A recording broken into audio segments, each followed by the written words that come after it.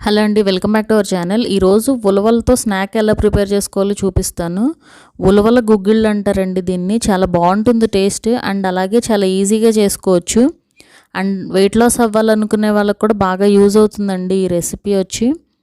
And అలాగే ఈ ఉలవల్ని ఎలా ప్రిపేర్ చేసుకోవాలో నా ముందు వీడియో అయితే ఒకసారి చెక్ చేయండి. ఉలవచారు వీడియోలో ఉంది, నేను ఆ లింక్ కూడా డిస్క్రిప్షన్లో ఇస్తాను, ఒకసారి అయితే చెక్ చేయండి.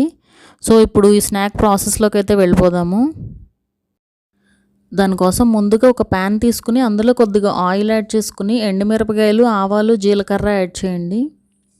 కావాలంటే పప్పులు కూడా యాడ్ చేసుకోవచ్చండి, బాగానే ఉంటుంది టేస్ట్.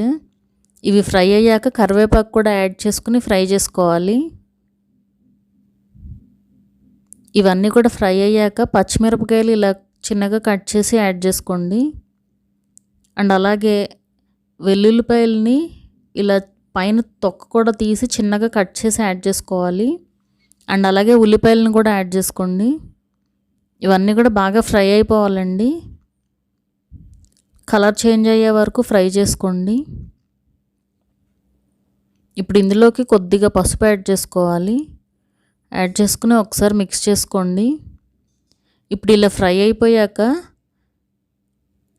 ఉడికిన ఉలవలను యాడ్ చేసుకోండి. ఈ ఉలవలని ఎలా ఉడికించుకోవాలో నేను లింక్ డిస్క్రిప్షన్లో ఇచ్చాను, ఒకసారి చెక్ చేయండి. సో ఇలా ఉలవలు యాడ్ చేసుకుని ఒకసారి మిక్స్ చేసుకోవడమే. అలాగే కొద్దిగా ఉప్పు యాడ్ చేసుకోండి. ఇందులోకి ఉప్పు చాలా తక్కువ పడుతుందండి, సో చూసే యాడ్ చేసుకోండి. యాడ్ చేసుకుని ఇలా మిక్స్ చేసుకున్నారంటే ఉలవల గుగ్గిళ్ళు రెడీ అయిపోయినట్టే. చాలా మంచి స్నాక్ అండి ఇది, వెయిట్ లాస్ అవ్వాలనుకునే వాళ్ళకి. కానీ చాలా వేడండి ఇది ఉలవలు. ఈ ఉలవలు తిన్న రోజు కంపల్సరీ మజ్జిగ కానీ లేకపోతే కొంచెం ఎక్కువగా వాటర్ తీసుకునేలాగా చూడాలి, వేడి తగ్గాలి అంటే. సో అంతేనండి, స్నాక్ రెడీ అయిపోయినట్టే.